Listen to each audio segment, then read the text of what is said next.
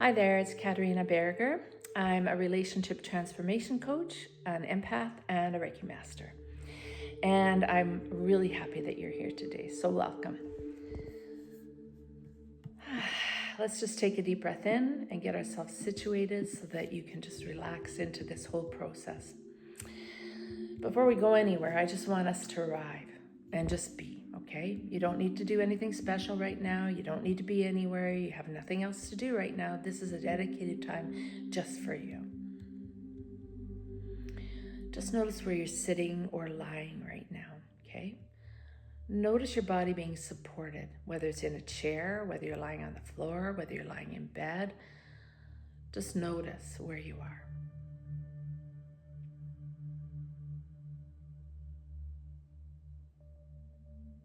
If it helps, take a few slow breaths in and longer breaths out. We're not trying to calm anything down here.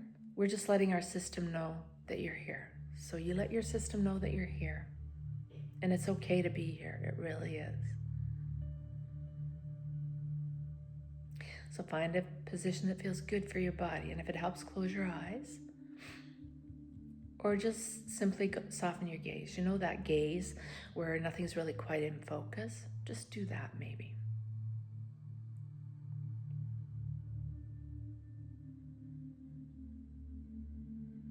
You don't need to perform being here. You just be. You don't need to be ready to make change. You don't need to have it all together. That's why we're here. You just need to be here. And the good news is you're already here. So many people arrive at something like this carrying things that they haven't quite been able to say out loud, or they feel invisible, or they feel like they're being too much. It's a sense of no matter what they do or what they try, they keep ending up in the same place over and over and over again. I don't matter. I'm being left behind. I am behind. I'm probably going to fail anyway. People will think differently about me because I didn't get it together in time. That kind of stuff.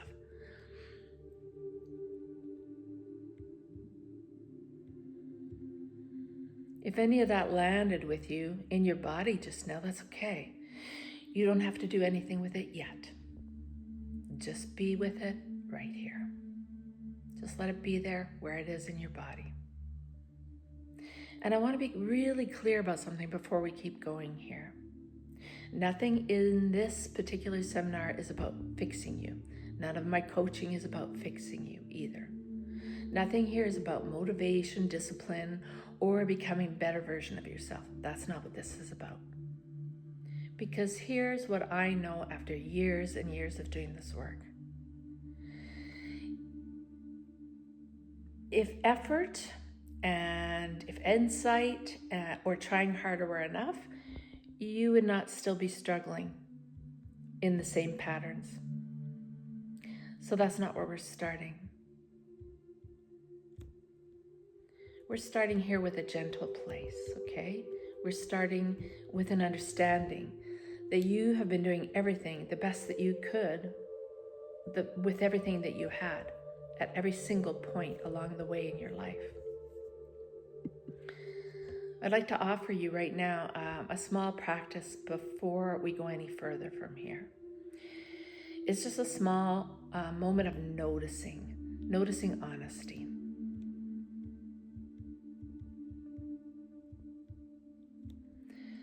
Now, place one hand on your chest if that feels comfortable for you, and maybe the other hand on your stomach if that feels comfortable for you.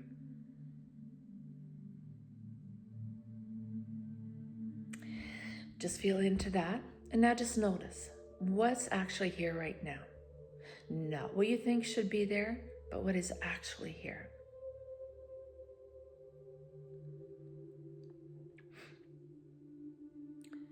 So there might be some tension, there might be some tiredness, there might be some relief at finally being somewhere that feels safe. Maybe you're not sure what's there at all, and that is okay too.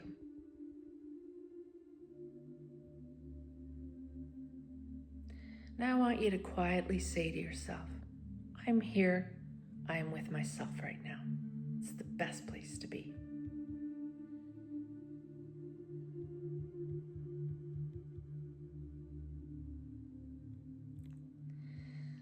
And that's it, that's the whole practice. And I want you to know that simple act of staying with yourself is exactly what this seminar is going to be about.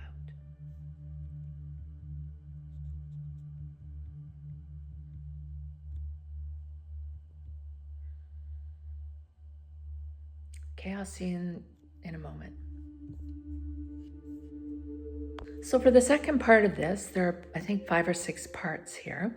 What I'm going to do is I'm going to turn off my camera and I'm going to have some visuals for you, and I'm going to be doing some talking. There's a workbook that goes along with this, and so I want you to follow along with that, okay? All right, talk to you in a while. Most people believe patterns repeat because they lack discipline or insight or willpower. And I want to offer you something a little bit different today. That belief that you just need to try harder is actually a part of the pattern itself.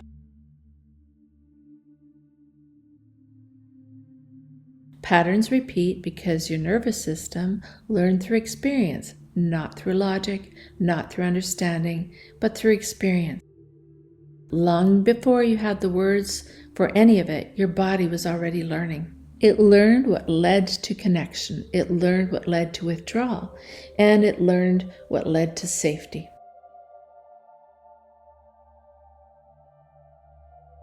Some bodies learned to stay quiet, some learned to perform, some learned to be endlessly helpful, and some learned to disappear.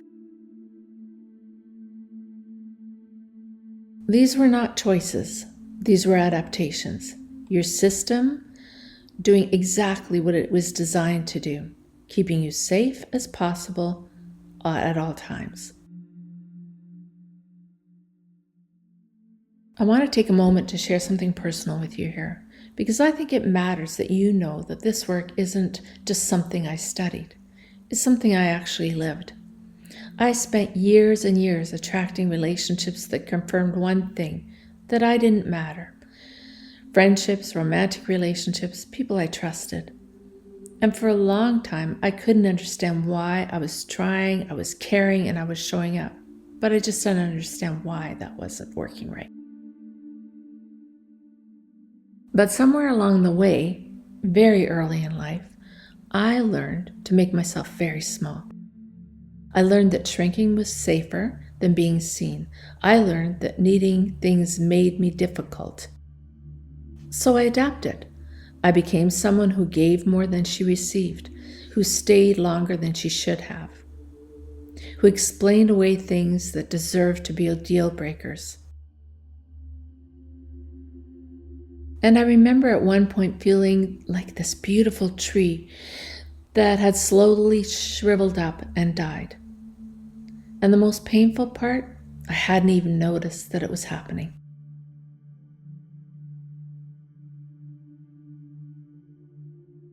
And this is what patterns do. They don't announce themselves, they just quietly run in the background, shaping every decision, every relationship, every moment, where you override what you actually know. Until one day, something happens that's painful enough or clear enough to finally make the pattern visible. And that moment, as hard as it is actually the beginning of everything.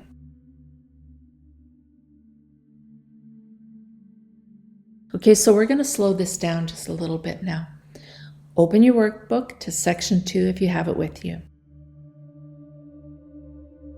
I'd like you to think of one pattern that shows up again and again in your life. Not a whole bunch of them, not your worst ones, just one. It might be about attracting relationships that leave you feeling invisible. It might be people-pleasing, giving and giving and giving until there's absolutely nothing left. It might be overworking to prove that you're worth something. Avoiding decisions because the wrong choice feels catastrophic to you. Shutting down when someone gets too close.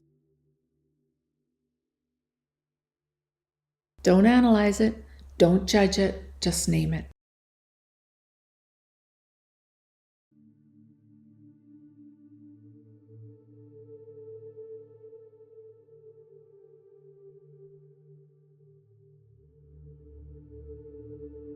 Now I want you to notice, where do you feel this pattern in your body? Some people notice in your chest, a kind of tightening, you know the one I mean, or in their stomach, when you feel kind of sick after an interaction that didn't serve. Some in their throat or in their shoulders.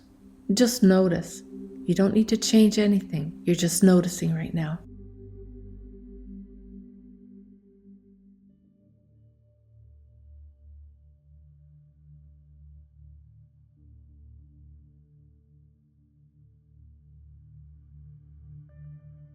Now write this in your workbook. This pattern made sense when ... because ... Take 2 minutes to write. Don't edit yourself, just let it come. And I'm going to pause here.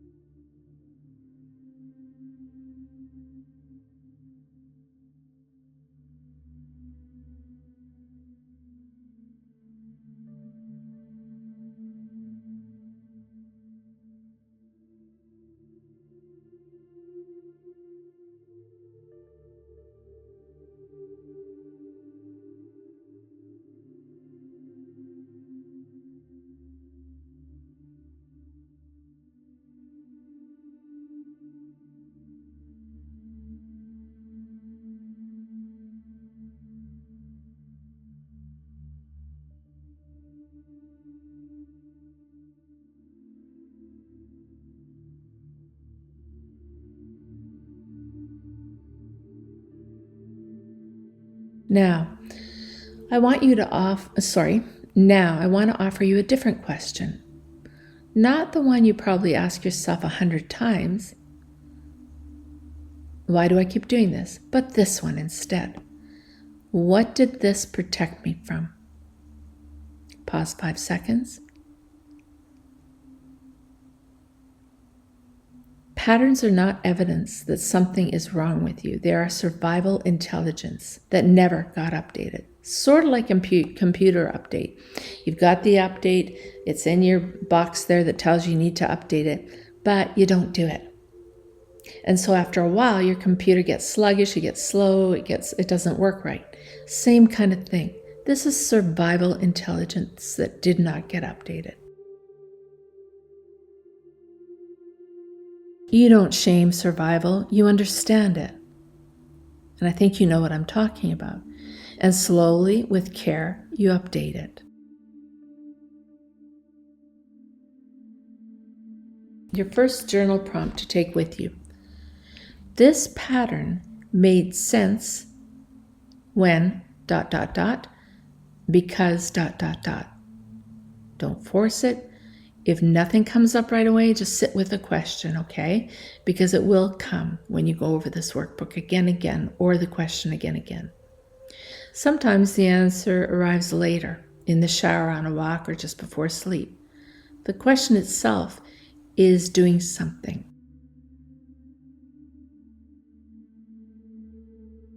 Let's talk about failure.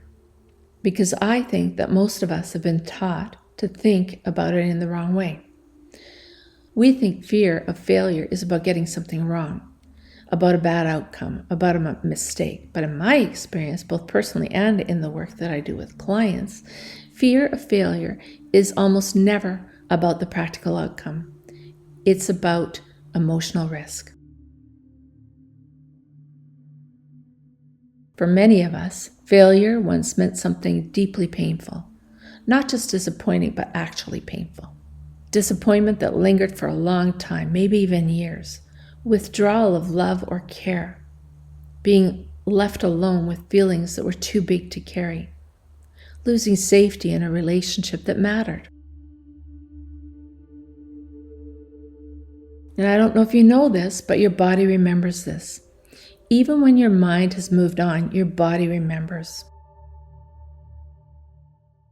So when something matters to you, a relationship, a decision, a dream that you've been quietly carrying, your nervous system reacts before you even think.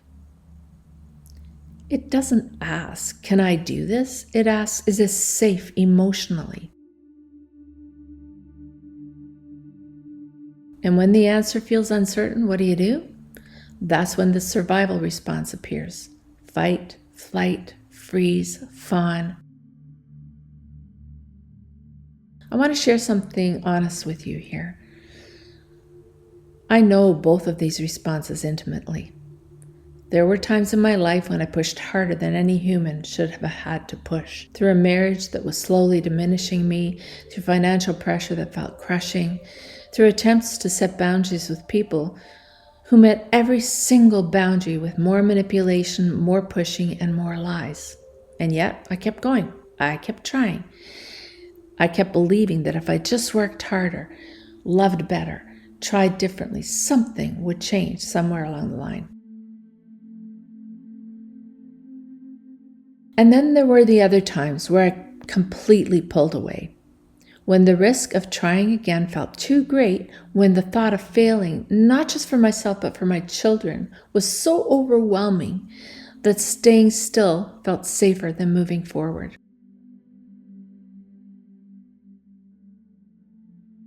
Both of those responses came from the same place. If I fail, something important is lost. And what I know now that I didn't know then is that I wasn't afraid of the effort, I was afraid of the emotional loss.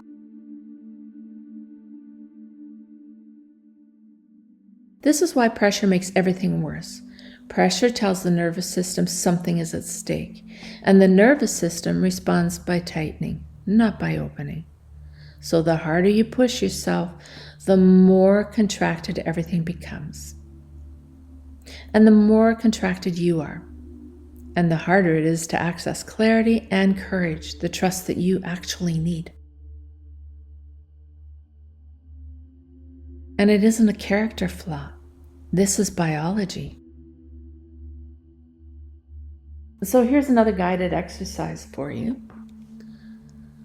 The emotional risk beneath the fear. I want to offer you a reflection now. So open your workbook to section 3. Think of something you've been avoiding or something you've been pushing through with enormous effort. Just one thing.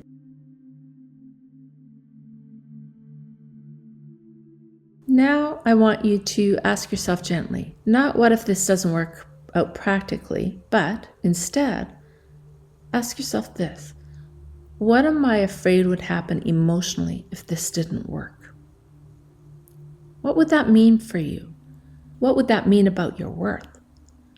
And what would that mean about whether you matter or not?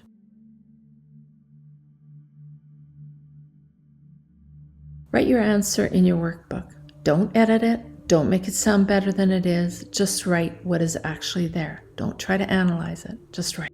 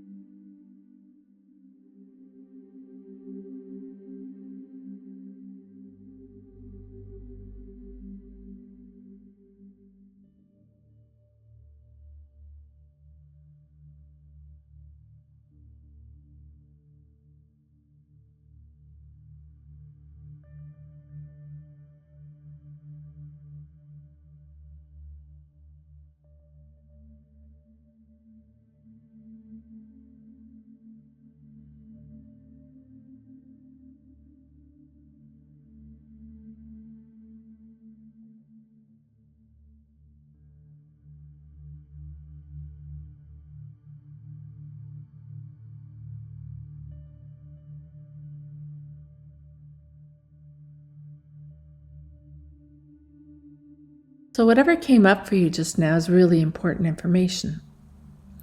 Not something to fix or be ashamed of, even though we always are, aren't we? Just something finally honest to know.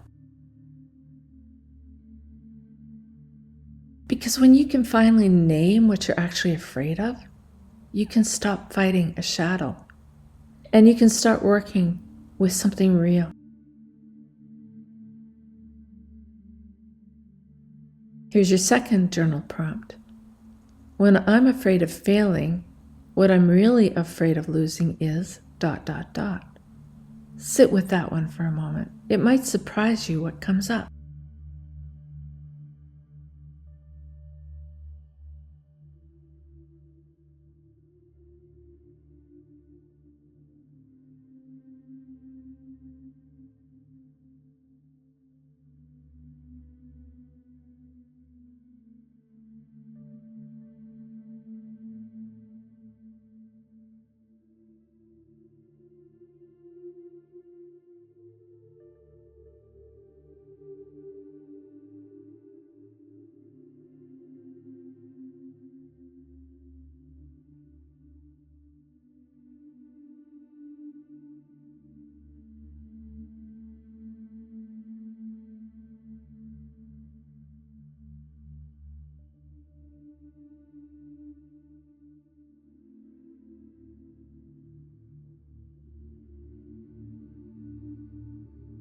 I want to talk about something that doesn't get named enough.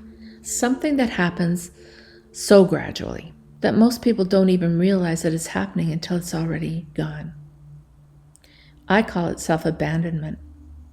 And it is, in my experience, at the root of almost every pattern we've talked about today. Self-abandonment is what happens when we learn very early on in life that staying connected to others requires leaving ourselves. That to be loved, we need to be less. To be able to keep the peace, we need to be silent about what we know. That to be acceptable, we need to shrink. And so what we do is we learn to minimize our needs, to ignore discomfort, to stay agreeable even when inside of us we want to say no, to stay strong even when we're falling apart. And here's the most painful part. Self-abandonment often looks like maturity. It looks like responsibility. It looks like being reasonable, being the bigger person, not making a fuss. But it costs something profound. It costs presence. It costs the ability to know what you actually feel, what you actually need, and what you actually want. Until one day you look up and you do not recognize yourself anymore.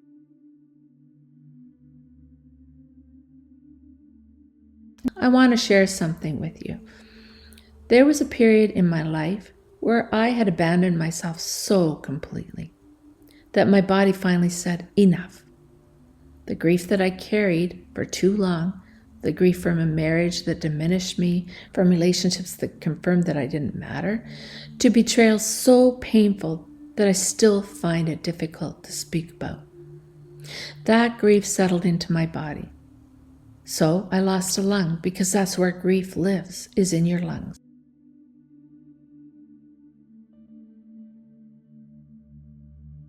I'm not sharing that for sympathy. I am sharing that because I want you to understand that self-abandonment is not a small thing. And it's not just an emotional pattern. It lives in the body and it has a cost. And the cost compounds quietly, without you even knowing, over many years, like a slow poison, until the body speaks the only language that it has left. And yet, even in that, I still tried with people who hurt me the most, because that is what we do when we have learned that love requires self-erasure. We keep trying, we keep hoping, we keep making ourselves available for people who have shown again and again who they are. If this resonates with you, I want you to hear this without judgment at all. It's not a weakness. It's a pattern that formed to protect something precious within you. Your capacity to love, your hope that people can change, your belief that connection is possible. That's not a flaw. These are gifts.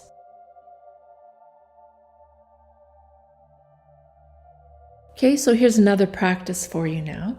This is one I return to myself, still to this day. It's simple, and it's plenty good enough. Place one hand on your chest and the other hand on your stomach.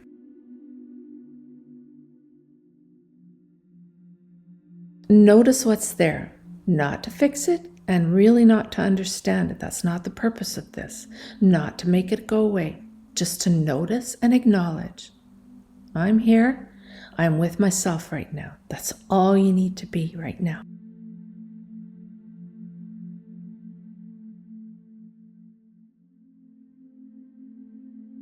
And now I want you to ask yourself gently, when something feels uncomfortable, what do you usually do with your own experience?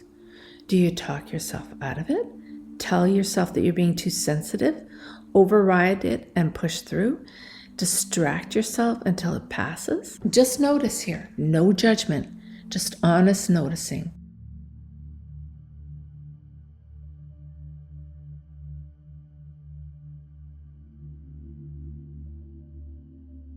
And now write in your notebook, when I am uncomfortable, I usually ... because ... Take 2 minutes and write what's actually true for you.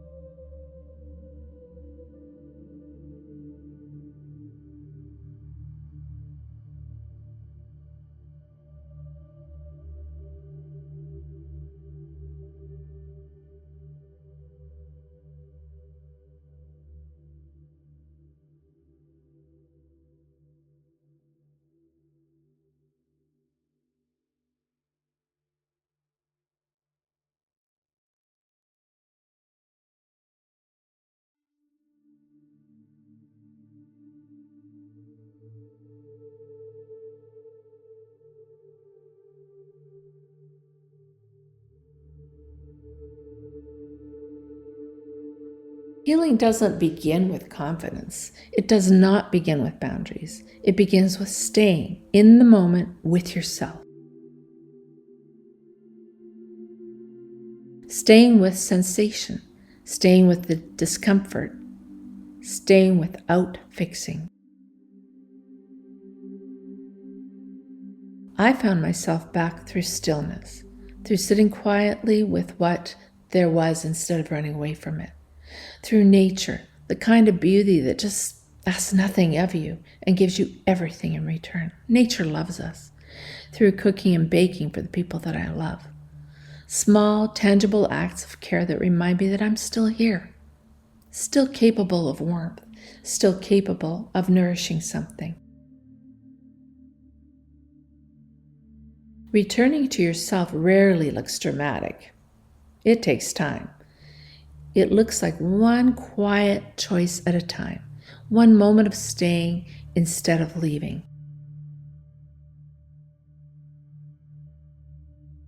And here's your third journal prompt. I abandon myself when ... because I've learned that ... And then the first small way I could stay with myself this week is ...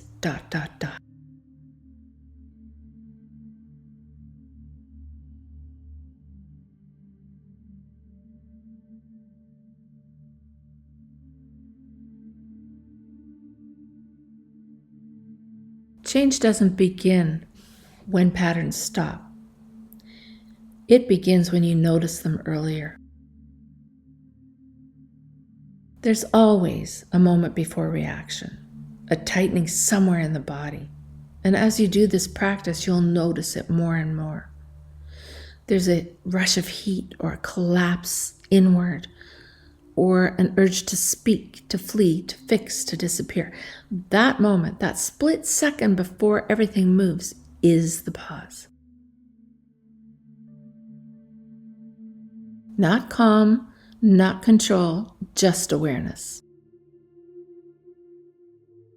And awareness, even for one breath, can change things.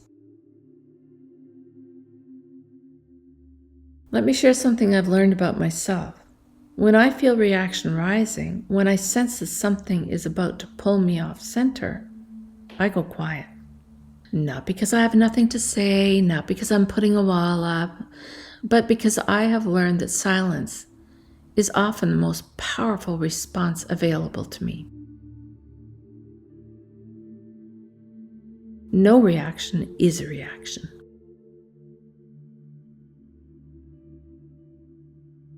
It says, I see what's happening here. I'm not going to be pulled into something that doesn't serve me. I trust myself enough to wait. That pause, that moment of silence, is presence. It is the nervous system learning slowly but surely that it doesn't have to react at the speed of old fear.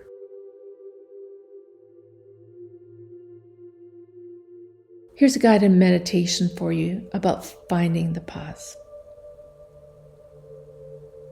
I want to guide you through something new for you now. Maybe, maybe not, but it's new from me to you. Find a comfortable position again. Let your hands rest on your lap. Then take one slow breath in and a longer breath out.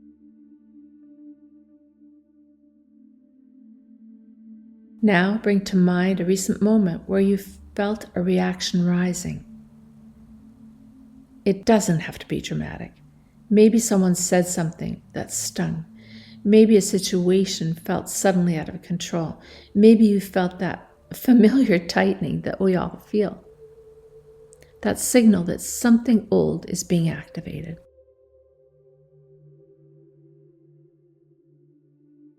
Notice where you feel that in your body right now. Just remember it. Is it in your chest, your stomach, your throat, your shoulders? Where is it? Just notice.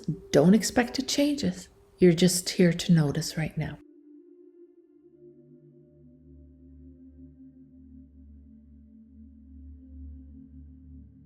Now imagine in that moment, you had one breath, just one, before you spoke, before you acted, and before you disappeared into reaction.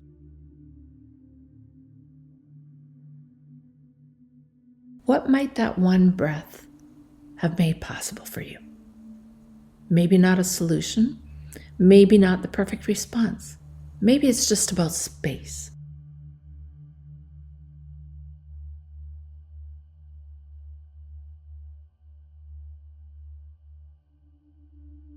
Breathe that in now.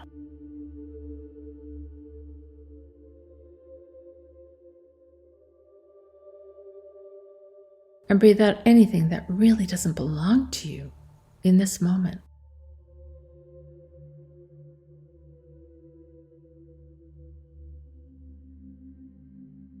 That is the pause. That is the presence. And with practice, it becomes available to you more and more.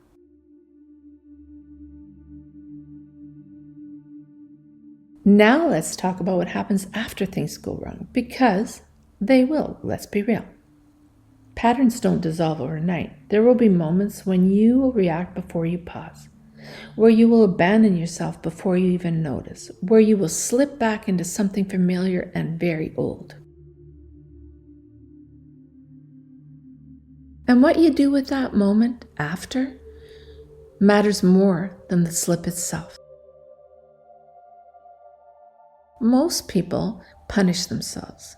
They criticize, they withdraw, they make bigger promises that they can't keep, or they give up entirely, convinced that nothing will ever really change. Punishment teaches the nervous system one thing: failure is dangerous, and the nervous system that believes failure is dangerous cannot take the risks that healing requires. Repair teaches something entirely different. For me, repair looks like this. I process what happened. I let myself feel whatever is there, including grief, including anger, whatever is there. Because sometimes what went wrong represents real loss. And that loss deserves to be grieved, not to be bypassed.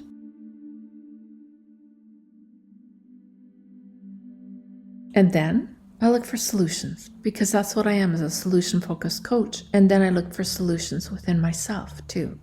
It's not to punish myself into doing better, but because I trust that there is always a way forward, even if I can't see it yet. And that's what I do with my clients. And that's what I've learned, slowly, imperfectly, to do for myself.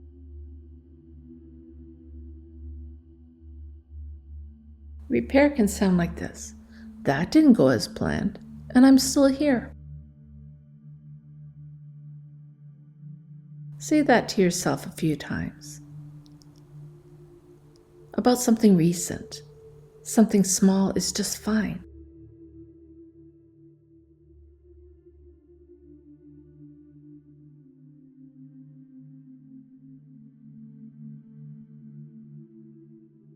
Trust grows through repair, not through perfection, because you will never get it perfect.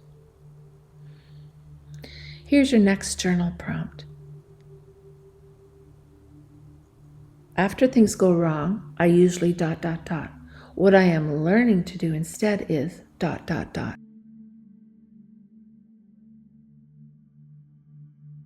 So now I want to talk about self-trust, because I think it gets misunderstood. Most people think self-trust is confidence, sort of being bold, a certainty about outcomes. But that's not what it feels like from the inside. Self-trust feels calm. It feels like a knowing. You know that knowing feeling that you have? Not knowing what will happen, but knowing what you need. Knowing what you will and will not accept. Knowing without having to convince yourself what respect might look like, what kindness feels like, and what it feels like when someone genuinely has your back.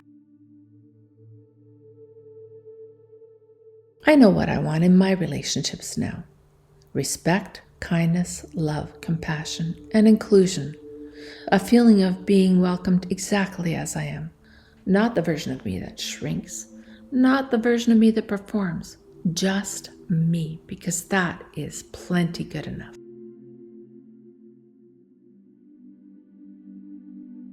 That clarity didn't come from a book. It didn't come from a course or a breakthrough moment. It came from the accumulation of every hard thing I have had to survive.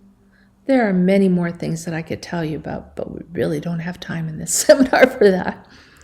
Every pattern that I finally saw clearly, every moment that I chose to stay with myself instead of abandoning what I knew. And I want you to know that same clarity is also available to you. Not someday, not when you've done enough work, but incrementally, one small choice at a time. These things don't change, shift, and become overnight. It takes time, consistent work. I want to offer you one of the most beautiful, powerful words in the English language. The word yet. 3 letters, very powerful. You may not trust yourself yet. You may not be able to hold the pause yet. You might not know what you need yet. You may not be able to stay with discomfort yet. Yet is not defeat, it's not failure. Yet is the door that's left open. And that door says, I'm not there, and I am still moving toward it.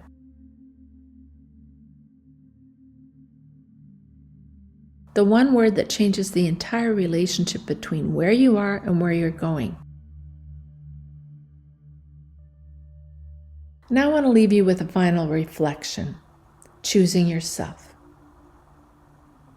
This is a guided exercise.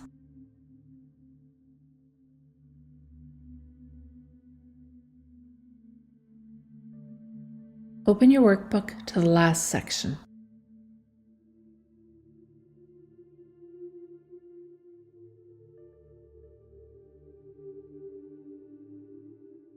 Ask yourself this: what would change if I stopped trying to prove myself and focused instead on staying with myself?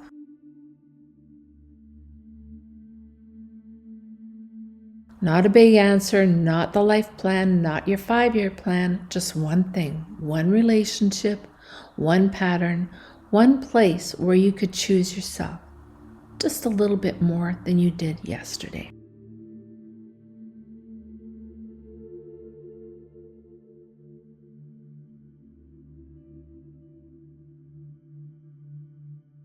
Write it down.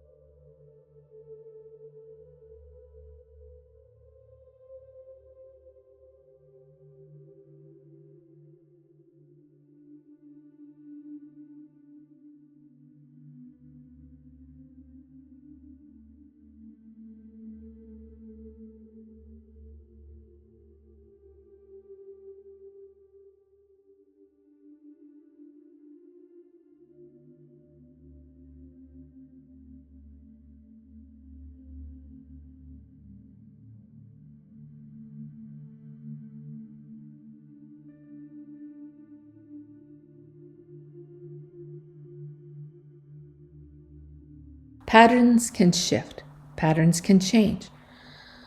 And it's not because you have to force them, not because you finally have had enough willpower to get there. It's because you finally start to choose yourself again and again, moment to moment.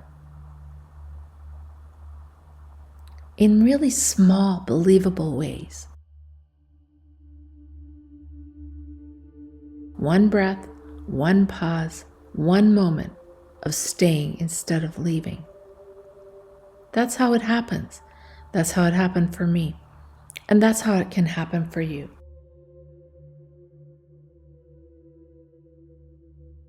So this is hopefully going to help you to adapt. And when we adapt, we meet the understanding and compassion within us. This work is not becoming somebody new. It's about returning to yourself, to the version that you knew before the world told you otherwise, that you matter, that you are enough, that you deserve to be in the rooms where you don't have to shrink.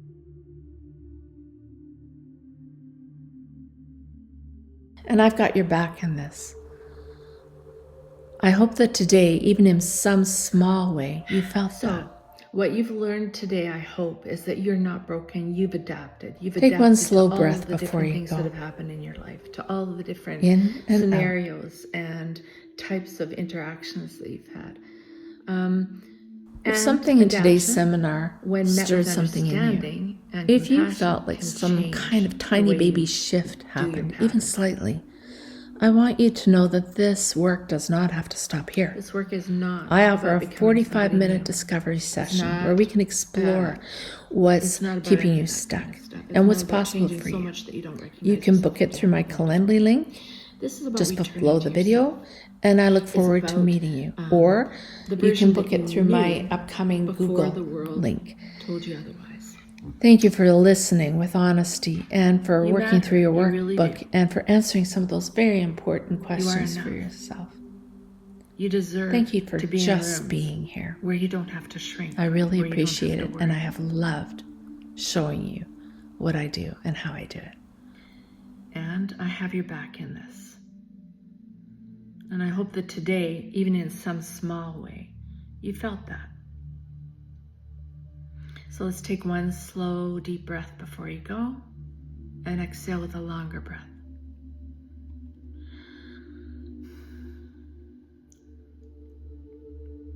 If something today really resonated with you, if you felt a shift even slightly, I want to know about it. And I want to be able to offer you a 45-minute discovery session where I can help you to keep on track, to make those changes that you want to do, and to start somewhere. And then if you decide that you want to work with me further, then we can go ahead and do that. It's a real conversation, just you and me. And you can use it, you can use the link below that I have for you, and that will take you directly there. If you can't for some reason get to the link, then message me on Facebook or just send me an email to the email that I have, okay? I hope that you enjoyed this today. Thank you for being here. Thank you for showing up for you. And thank you for listening and being honest with yourself. That was very important for everybody. Thanks again, and I hope to hear from you very soon. Take good care.